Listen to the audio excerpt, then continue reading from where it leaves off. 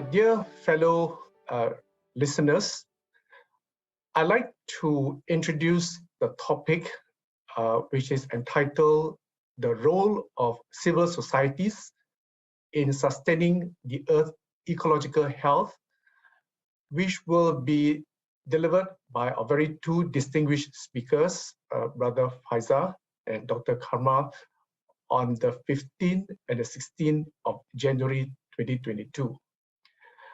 Our first speaker will be Dr. Karma, and she's a Buddhist nun from the Tibetan Buddhist tradition. She's a meditation teacher focusing on mind training, calm abiding, and insight meditation. She is trained as civil engineer, and she holds a Master of Art in Buddhist Study from the International Buddhist College in Thailand, and a PhD in Environment and Resource Study from Mahidol University, Thailand. As an environmental sociologist, her doctoral thesis was on the topic of environmental ethics. Dr. Karma is currently an assistant professor in development studies at the University of Nottingham in KL, and the deputy director of education at the Rajayana Buddhist Council of Malaysia, and religious advisor to the Malaysian Buddhist Consultative Council. Dr. Karma has authored many articles in the academic journals and written 2 books entitled The Jakun and the Pahang Pit Swamp Forest in 2006, and Respectful Listening, the Jakun as Partners in Conservation in 2009. Let me now introduce to you Dr. Karma. Dr. Karma, can you please share some of the key recommendations in the thesis on environmental ethics, which you did some time back? Auspicious greetings all, and thank you very much, Brother Wilson, for your very relevant question. I did my thesis, my PhD thesis, some 13 years back, yeah. So it's a bit of a recollection that I have to do today. Nonetheless, I will oblige. Basically, the setting of my thesis is in an indigenous community in the Southeast Pahang Pit Swamp Forest, Malaysia, with a wetlands community called the Jakun, Orang Asli Jakun. So my research was on human ecology, which explored the Orang Asli Jakun traditional knowledge on the environment and the existence of any environmental ethics based on their traditional knowledge and practices. So my dissertation from my study, I found that the Orang Asli are fast losing their traditional knowledge on the environment because of social pressures and also deforestation, and basically they have been alienated from their forests. So my recommendation was to preserve the traditional knowledge of the Orang Asli, because my study revealed that the indigenous peoples have become less ecologically sustainable as traditional resource management systems are highly influenced by external pressures. So and I also found that they have a set of very intricate passed from one generation to another, the knowledge to preserve the environment, the respect for the forest, the respect for nature, and this intrinsic ethics within the Jakun community, 36 villages altogether where I worked in Southeast Pahang. And I found that it is the knowledge is fascinating, and I have also in my book written down many of the practices. So I'll be very happy to share with anyone if they, and some of these aspects are also going to be discussed in my presentation in the upcoming conference. So thank you very much, Brother Wilson. It's a very relevant question. So now I will speak about the role of civil societies in sustaining the Earth's ecological health, the topic which I have been given to speak in the upcoming January conference, the IBED conference.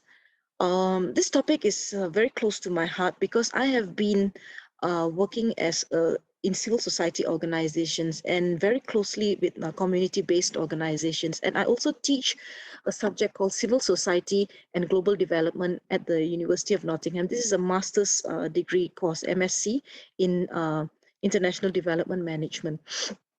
So in this course, I basically have taught students about a variety of topics. So and I'm going to share some of the insights from what I teach and my personal experience in the field. And the opening of my conference paper would be Civil Society and Environmental Advocacy. In my paper, I'm going to explain a little bit about the rise of environmentalism in the context of civil society, and also to look at several environmental movements, some short case studies of various environmental advocacies against development projects, large-scale development projects in the international and also Malaysian context.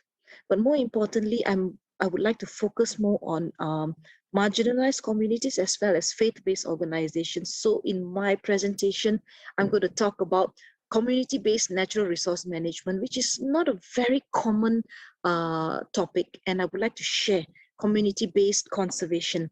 I have personally worked with several Orang Asli communities on sustainable livelihood projects and how Orang Asli have helped a project which I worked under called the UNDP-GF Southeast Pahang Pit Swamp Forest Conservation Project in Malaysia some 12 years ago. And I'm also going to highlight some faith-based organizations which have done very good work in terms of sustaining the earths of ecological health, for example, Tserci and several other organizations, including Islamic organizations as well.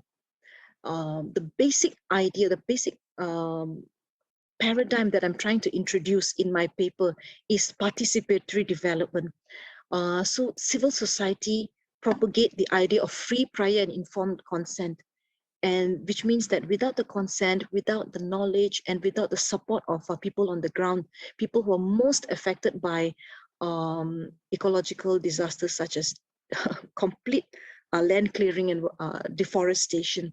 So I have had the fortune to work with these communities who have actually stood up and fought for their rights in sustaining the Earth's ecological health.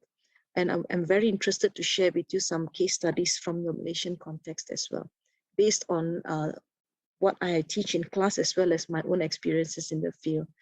And therefore, I would like to invite you all to come for the IBED conference, not only for my presentation, but also there are several other very, very interesting presentations. And I believe that the participants will learn a lot from the perspective of Buddhism, Islam, in terms of sustainable development and environmental health, especially related to environmental ethics.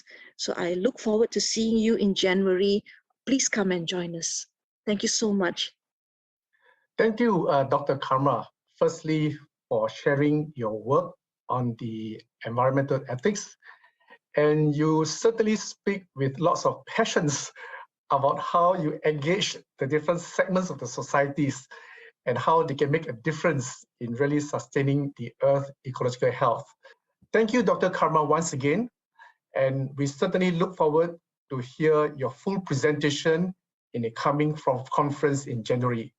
And thank you everyone for tuning in, and we look forward to have you join the conference. Have a good day.